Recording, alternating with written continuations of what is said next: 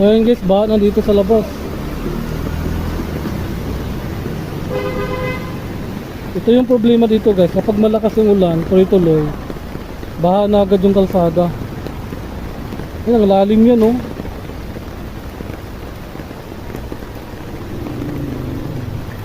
Balik, malalim. So ayan guys, makikita nyo bumalik yung rider. So hindi pa naman ganun kailalim guys, pero pag tuloy-tuloy yung ulan guys, hanggang todo yan, hanggang Biwang.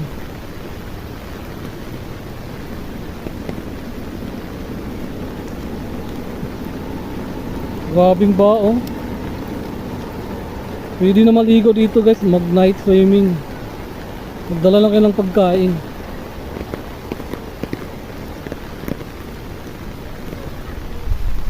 Ang lalim yun, hanggang doon.